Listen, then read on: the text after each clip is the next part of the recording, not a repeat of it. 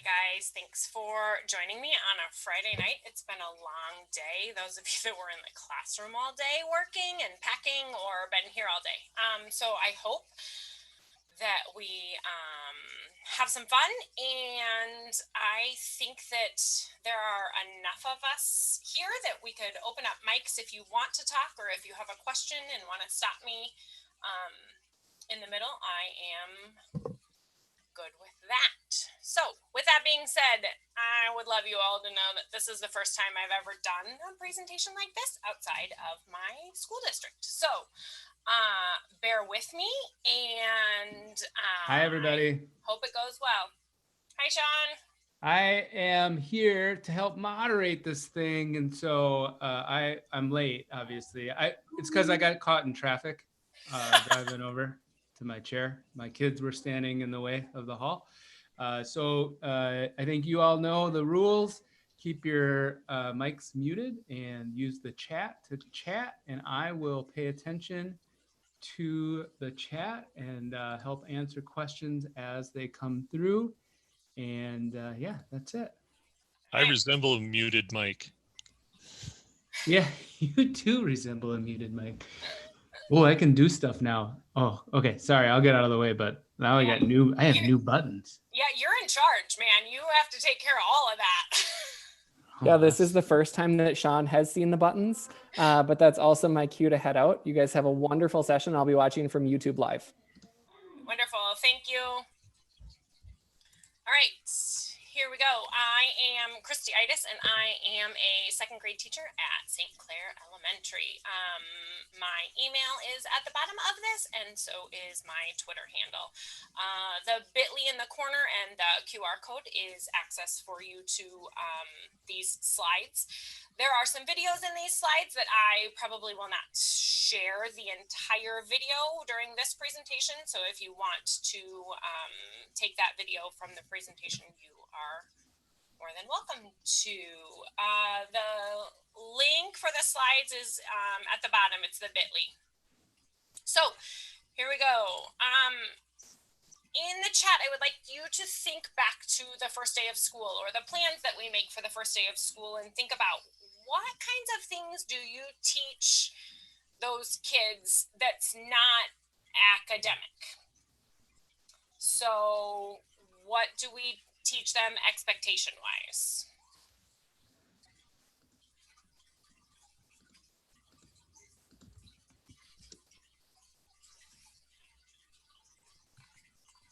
Manners. I love that.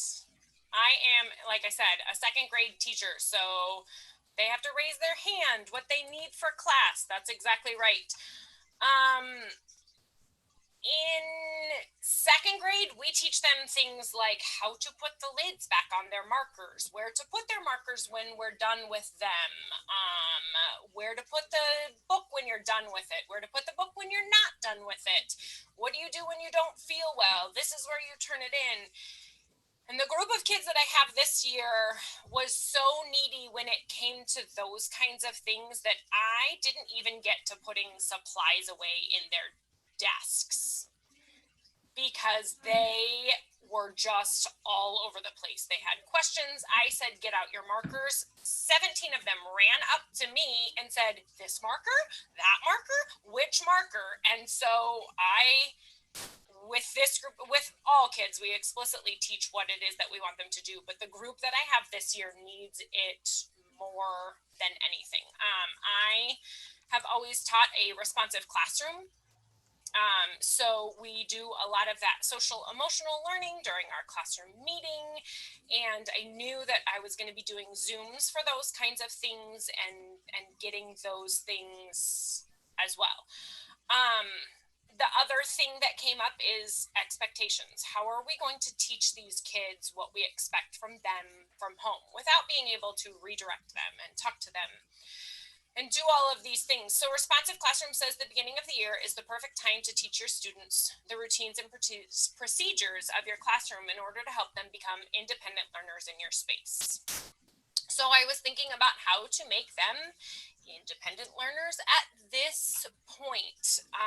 So I went back to the basics, and my kids were getting Chromebooks when we used iPads in the classroom. They were not given any direction as to how to use this Chromebook. It was just given to them. And my teaching partner and I were worried about how do we handle all of that. So what we ended up doing is making video after video after video after video and making QR codes for all of those parents. How are they going to turn their work in? What to do when it doesn't work? When to stop? Because if they're on an online program and they're constantly getting things wrong where they would normally come and talk to me, how are they going to do that when I am not there and not available? And maybe their mom or dad is working. And as a second grader, we wanted to find a way to have them maybe be able to be independent so the parents weren't so overwhelmed. So these are the things that I do whenever I am setting up an online anything. I create a fictitious student that is me, whether it's my daughter's name or my name or just Susie B.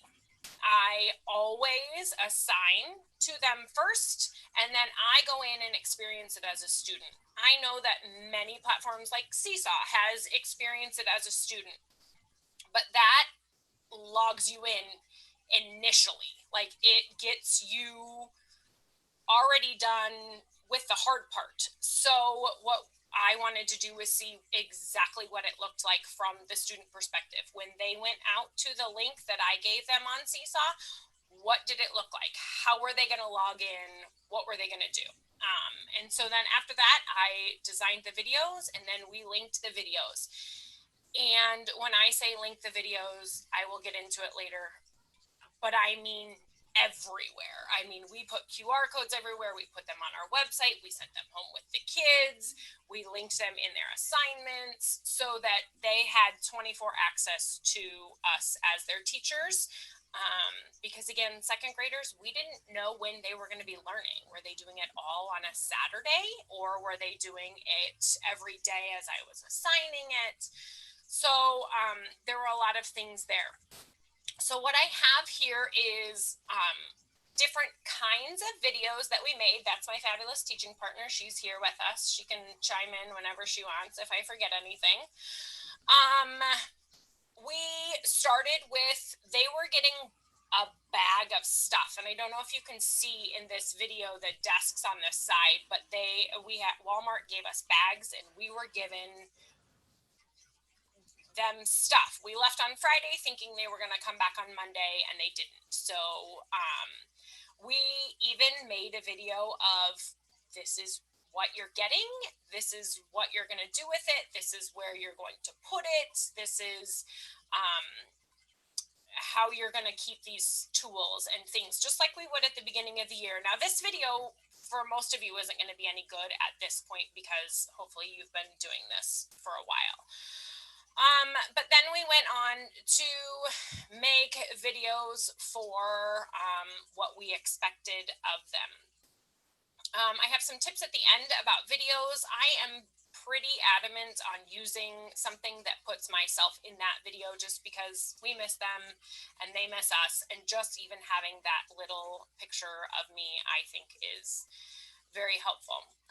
We are using Seesaw, so these videos are very directed toward Seesaw. Again, our kids started with iPads. They used iPads in the classroom. We chose Seesaw because they were good at it, but now they have to use Seesaw on a Chromebook. Again, a Chromebook that they have never used before, just because that was what we had enough of to give out. So in these videos, we talk about how the app looks different. We talked about how they had to log in differently because Seesaw gave us a special code that helps them log in. When it comes to technology, I like to show them what to do when things go wrong. I mean, we all know, we've all used it. We have all had a day when our internet has crashed. We have done all of those things. So I wanted them to know that it happens and it's okay. So as I was recording, if I messed up, I re-spoke, and they know that that's just kind of the way I am. I do it in the classroom all the time. In fact, a lot of times I mess up on purpose and they get a kick out of it. So I did one take. I threw these in. They're not perfect. But that's what we did for them.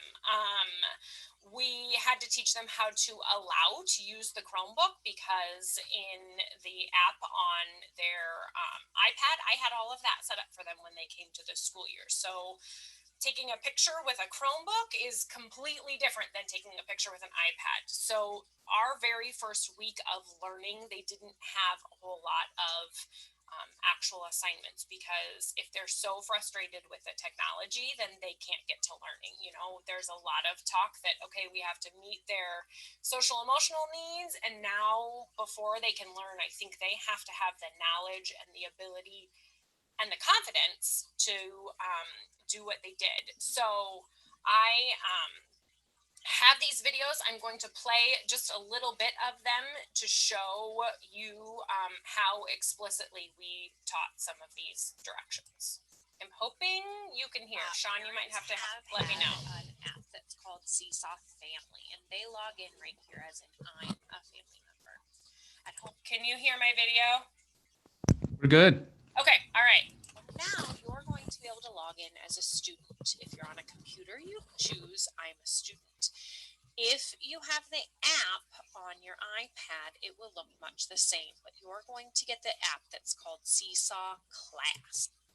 And again, I say that I made these videos for the kids, but I think a lot of the videos at the beginning were also for the parents, because as 8-year-olds, they definitely needed them to walk them through what they were doing and get them started. And the goal is independence, but it was not.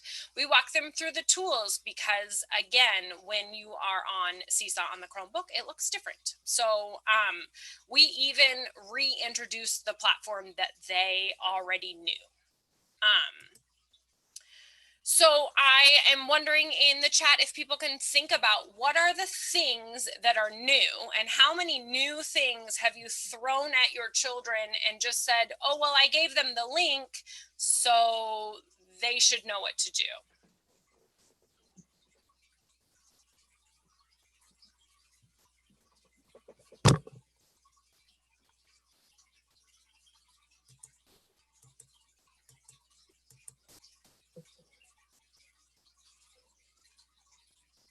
Oh, and I love Zoom. Somebody said that Zoom is something that obviously was new for them. And this screen share, I have even had to teach my kids how to share their screen with me so that I could problem solve problems that I couldn't do in any other way. Somebody said probably too many things, and that's not the point of this. I'm not saying we're throwing too many things at them. I'm saying, did we give them the skills to get to that new website? And instead of being worried about, oh my gosh, if I click this, is it going to go away, or what's going to happen, or those different things. So I think that we need people to feel confident in what they're doing. And did you give them time to play?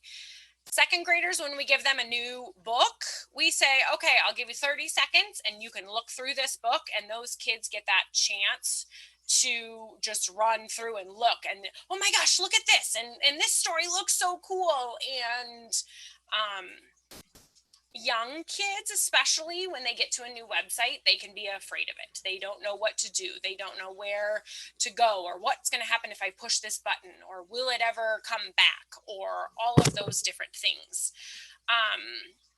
So we tried, like I said, we kept Seesaw as our platform. We used IXL in the classroom. So we used IXL when we were in distant learning. We tried to keep a lot of those the same, which I think a lot of people did. But we also had to throw some new websites, because how else are we going to teach all of these things? I mean, Governor Walz wants us to continue teaching, not to just reinforce what we've had. So when we did a new website, again, sent them to Khan Academy. We had never used Khan Academy at school. So the first time that they went in, we were hoping that they just figured out how to watch a video and just did something. Where to log in is huge, because nowadays there are so many different ways for them to log in. They can log in with Google. They can have a username. They can have a QR code. They can get in so many ways. And so my kids had password sheets, and we showed them, you can see here in this video, that it was all of these different options, and we showed them which one to pick and which one to go in. And in a lot of the videos, I just say, and if it doesn't work, try refreshing, or all of those different things.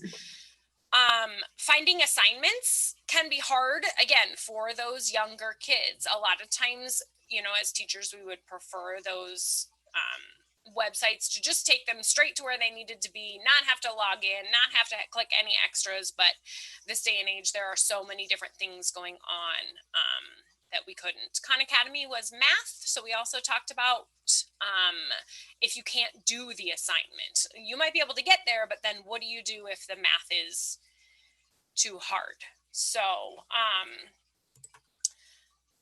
we also taught sites that we had already used. When I use IXL in my classroom, it's normally during a small group time, and there is a very large something that says exactly what they should do on the projector. Now they have to switch tabs. They have to go from where I assigned it to the IXL. And in a lot of these videos, you know, it's just an explicit walkthrough. If it doesn't look right, contact me. If it doesn't do what you want it to do, contact me. IXL is one of those websites where kids can sit and just continuously get problems wrong. I try my best to watch them on the live. If you use IXL and you know it, that it's a great tool. But now from distant learning, how do I get a hold of that kid? How do I stop that kid? So I tried in the videos to teach them when to stop, when to ask for help, when to find me in a Zoom meeting, what to do. IXL even has some extra practice types of things that they can go to if they don't know what they're doing. So it seems a little overboard. And I think at the beginning of the year, we don't think it's overboard. Okay, kids, take the lid off the marker, put the lid back on the marker. And we probably do it 3 times. And then when we come back from Christmas break, we remind them about all of those things. The great thing about the video is it takes a lot less time, because I don't have to repeat myself. I don't have kids interrupting me. I don't have all of those things, which I think us as teachers have enjoyed a little bit. You know, you don't have to ask Susie to stop talking, and you don't have to redirect Amy because she's not doing what she's supposed to be doing. Did you teach your kids to pause their videos? Did you teach your kids that they could go back and listen if they weren't paying attention, or if a younger sibling was making noise in the background? So those are some of the things that, even though it was a website that they already knew, we had to teach them a little differently. Kahoot is one that we used in the classroom, again, on an iPad. We gave them the choice of using their Chromebook, or some of their parents had downloaded the iPad. Making sure that you get that code right, and what to do if you get it wrong. I believe on this video, if you watch it, I get the code wrong, and I have to show them how I go back and how I come back to it, and different things like that. Kahoot has this wonderful thing that says add your nickname, which is fun and great when you're in the classroom because they get silly. You can't get any data if they don't put in their real name. So we talked about how they needed to put their name in there.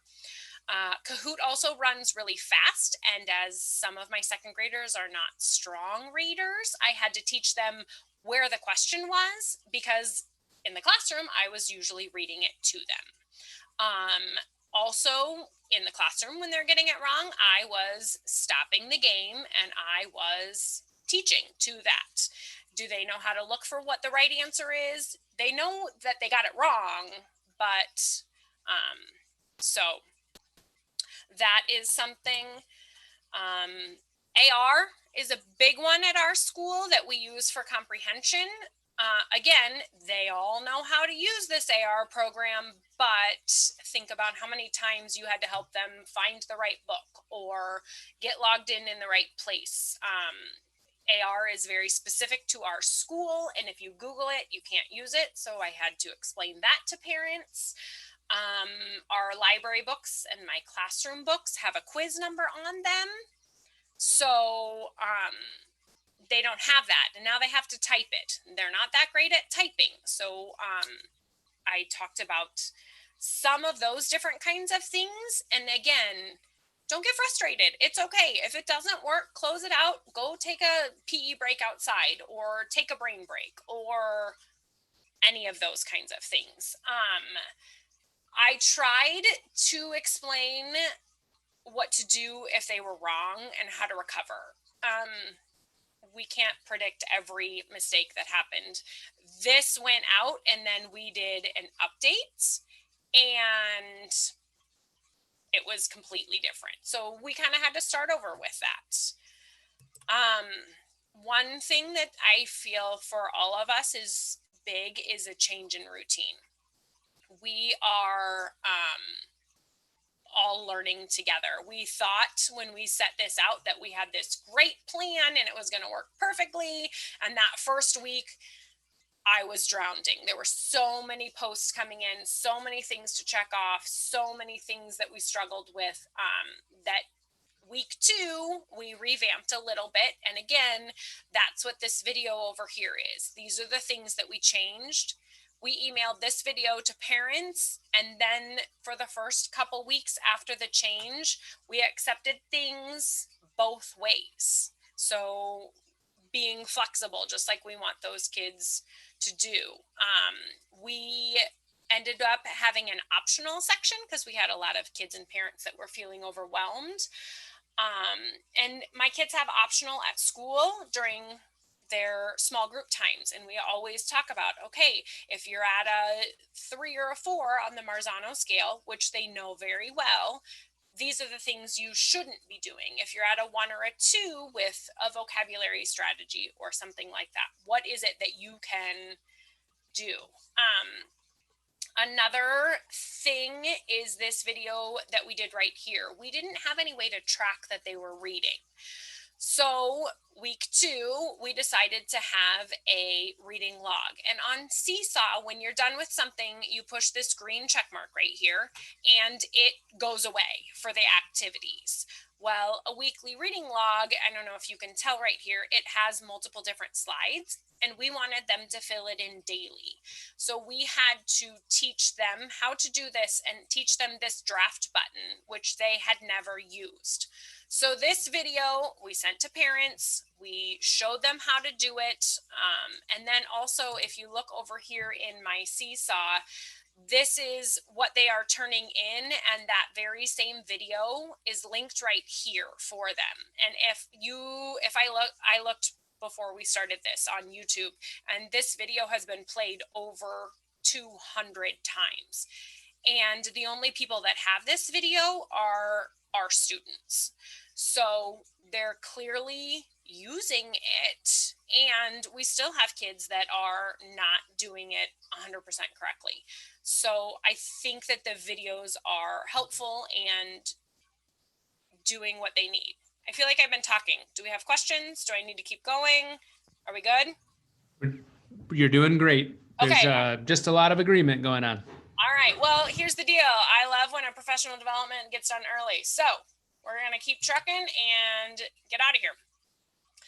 Another thing that we do is a daily video. Like I said, I don't even use the sample student in Seesaw. I use the video that I make from a different browser. So I'm a Chrome person. I use Chrome. Here it is when I do all of my stuff. You'll notice in this video that I'm on Firefox because that's my easy way to flip from my teaching situation to the student situation. So I will play this video and have you watch through how every single day I point out basically every single thing that they should be doing. Good morning, friends. I wanted you to notice that when I logged into Seesaw today to do my Tuesday work, that this was up, and was wondering if I wanted to delete it or edit. So I'm going to push that edit button. And remember, I didn't end up filling this in on Monday. So I'm going to... So that was one of those things that I could not have planned. I actually on Seesaw had never even seen that pop-up window.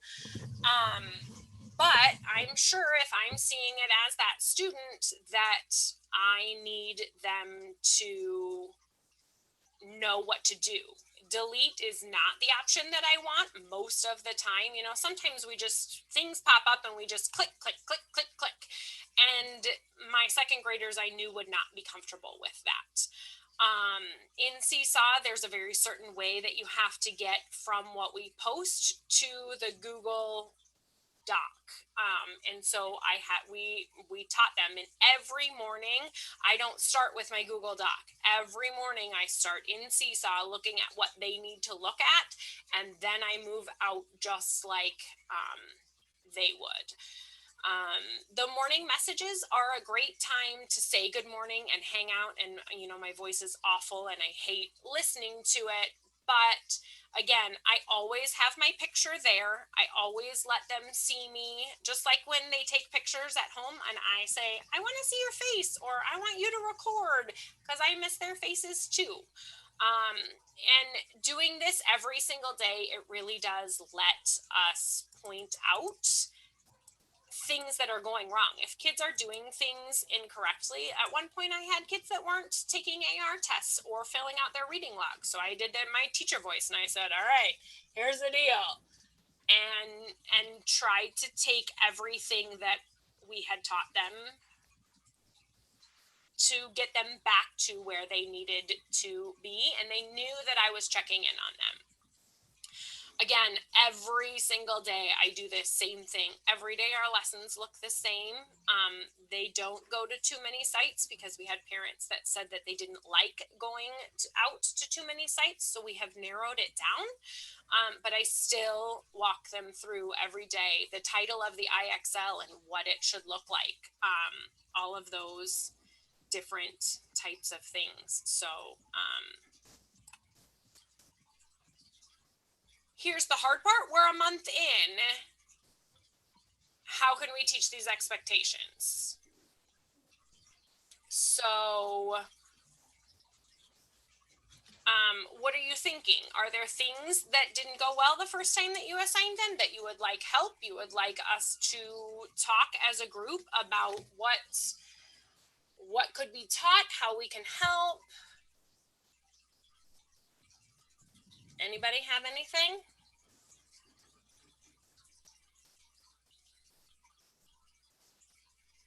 I'm paying attention. Yeah, you're good. I just want to make sure because I'm about done and I would like to know. I feel like people are sitting in a dinner coma and Yeah, well, that could be. Done. It's been an amazing day. So here, I'll ask a question for you. Talk a little bit about the feedback that you've gotten from parents with this then. Are you finding that the parents are finding success with that? Are you sharing these videos with your colleagues, or is this just primarily for you and your teammate? My teammate and I are, we have a Google Drive and we are all in together.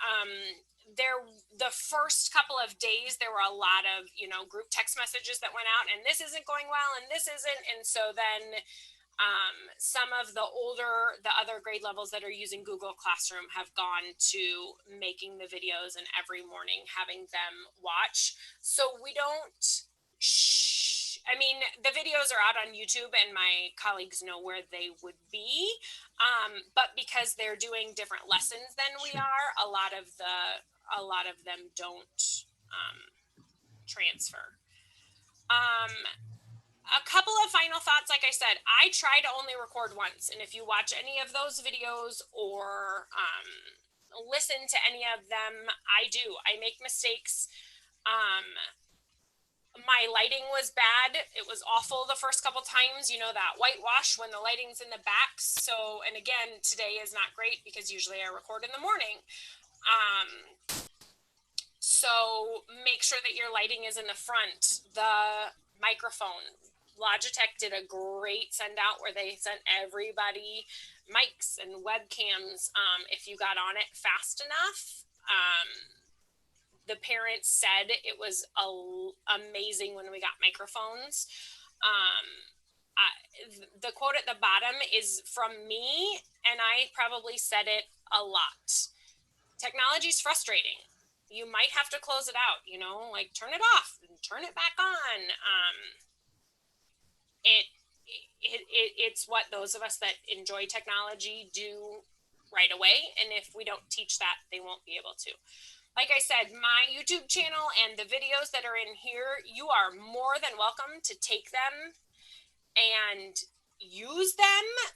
But I think it's better if it's your voice, if it's your face, if it's genuine. I use Screencast-O-Matic and Screencastify.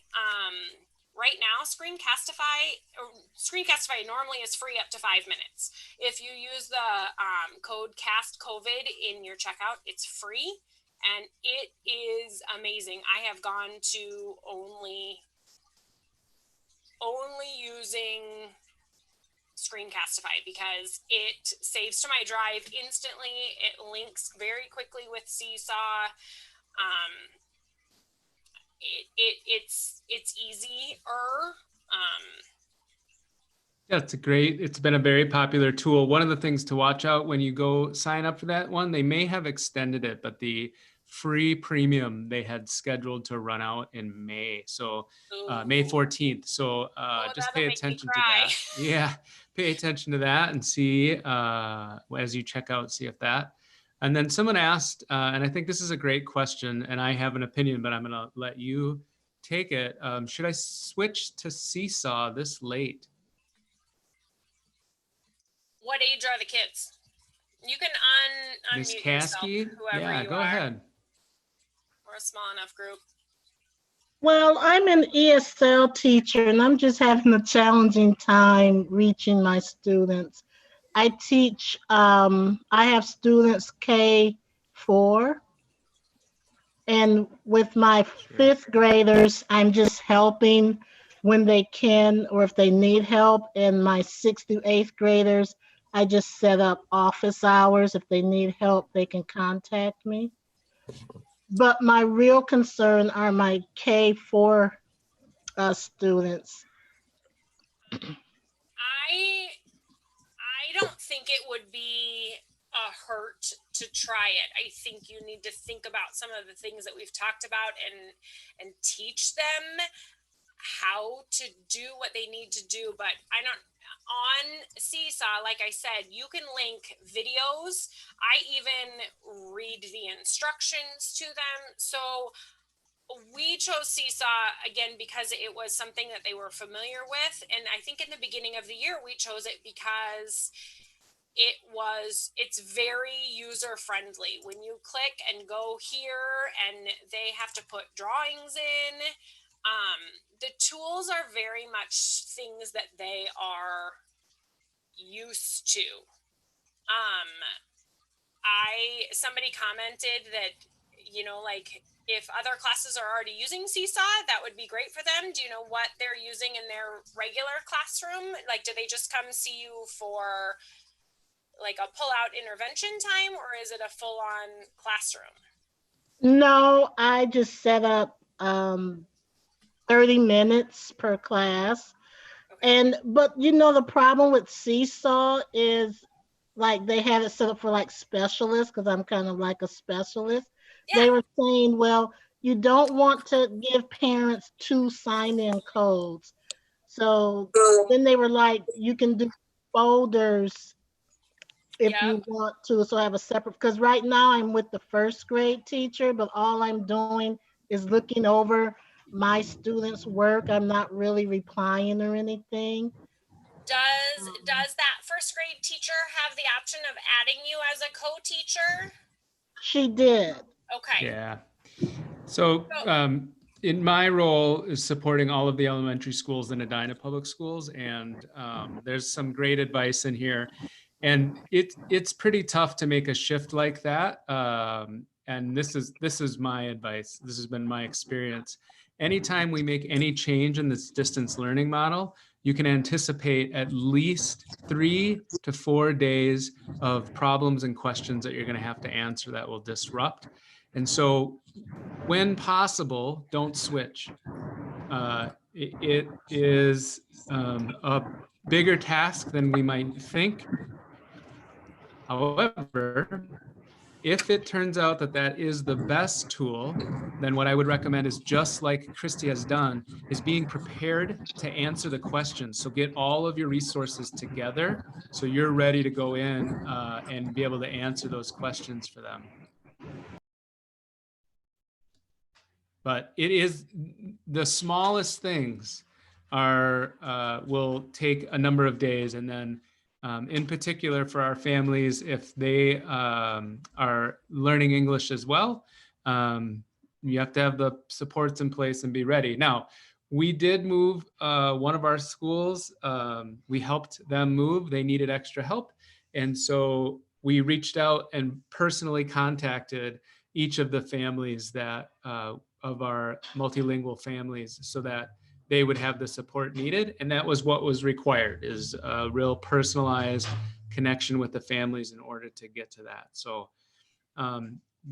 the model that we used in Edina Public Schools is to have all of our specialists be co-teachers in the homeroom courses. We changed the model, we're calling it teacher teams. And then you have a folder available in the course so that you can put specific items in that folder for the kids. Oh, okay, thank you. Yeah, of course. I think that, you know, if you're having contact right now with those families and you do decide to make that leap, if it's something that's brand new for them, even just a Zoom sharing screen, you know, you have them share their screen with you and you show them how to do what it is that you need them to do, if it is dramatically different than what you have been expecting of them for the last 4 weeks. Yeah.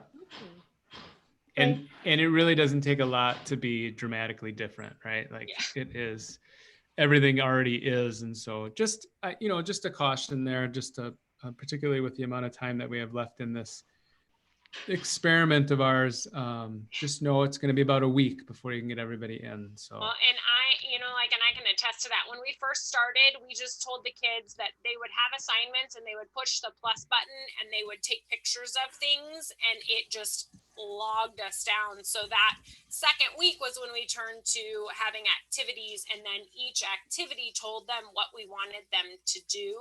And 5 weeks in, I still have some kids that just innately go to this plus button because that is what we taught them the first week that we did this. And, you know, we don't penalize them in any way for that. There's a very easy way to move stuff and help them out with those expectations. So,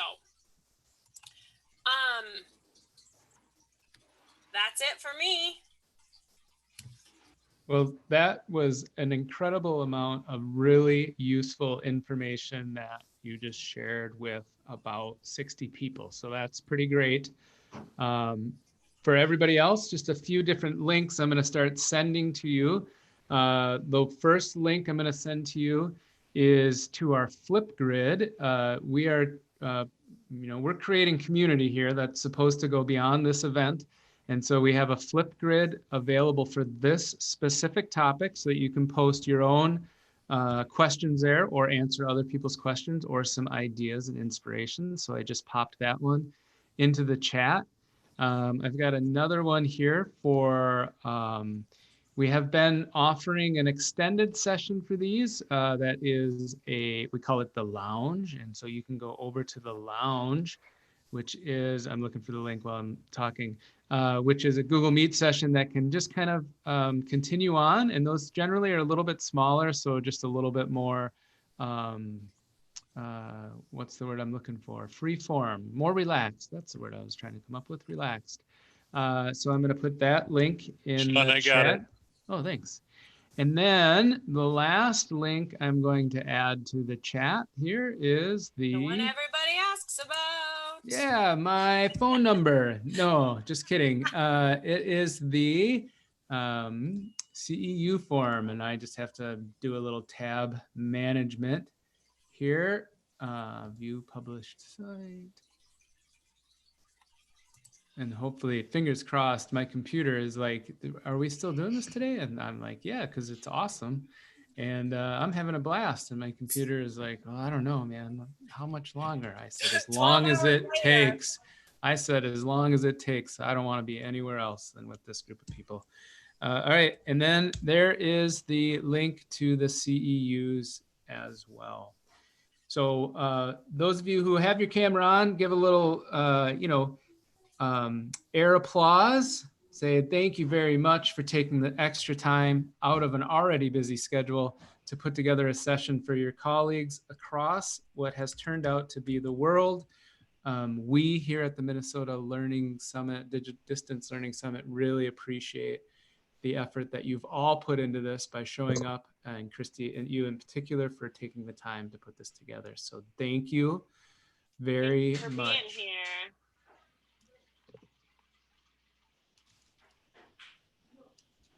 All right. I gotta make sure there's no other, yeah, just lots of thanks you. I hope you look at that chat. You got a lot of good praise in that chat for sharing the information. Thank you.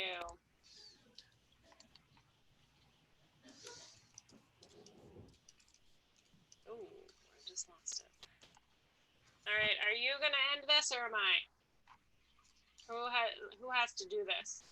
Sometimes I like to act like I'm frozen just for fun, like I do this. David does it. Dave will close it off for us. And the other thing that I forgot to mention, and I should mention, just a reminder for those of you who are left, there's not a lot left, but these are all going to be posted on the site as well. So these will be available for viewing afterwards too. And there's more fun, double the fun on Monday. I'm so excited. Yeah, that is right. Thank you so much for putting this together, guys. Yeah, Christy, thanks for sharing your expertise. Thanks, Christy. No, she's already gone. It's a whole new part of Dave's hope she comes- house. I hope she comes to this is my the kitchen. meet. Are there people in there? You better go over there. They can't get in. I'm in the meet. Are there people there? Not yet. Yeah, it's been it was a good idea, but it's been pretty quiet. Here we go. Christy's coming in. Yeah, awesome. Hey, Christy, welcome back. All right, I'm hanging up. Yeah, have a good one, everybody. Room is closed. Dave, where to go? Michelle, the CEUs, there's a CEU form on the MNDL Summit website, so mndlsummit.org. And across the top banner, there is a link for CEUs. You complete that. You can check all the boxes for the day, or you can check each box individually. It's up to you. And it's pretty easy to do. And then it'll be sent to you automatically either right away or next week. It's right away. It's right away. There you go. Yep. Have a great night, and we hope to see everybody on Monday. The first part. So on the website that Sean put directly above the comment that you have, you can actually copy and paste that website, and there's a CEU that URL will bring you right to the CEU form. Yep. You just complete the form, you check all of the boxes that you went to today, and there's a short reflection to do, and then it will be automatically sent to you.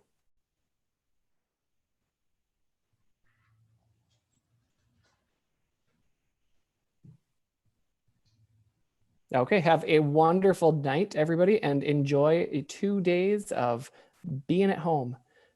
Because it hasn't been wait like a minute. six weeks of it already. It's nice out though. Right. I know that was part of the reason. Yeah, I had to go outside for a little bit. Okay, enjoy everybody. Yeah, no, it's good. Yeah, good job. Yeah, thanks.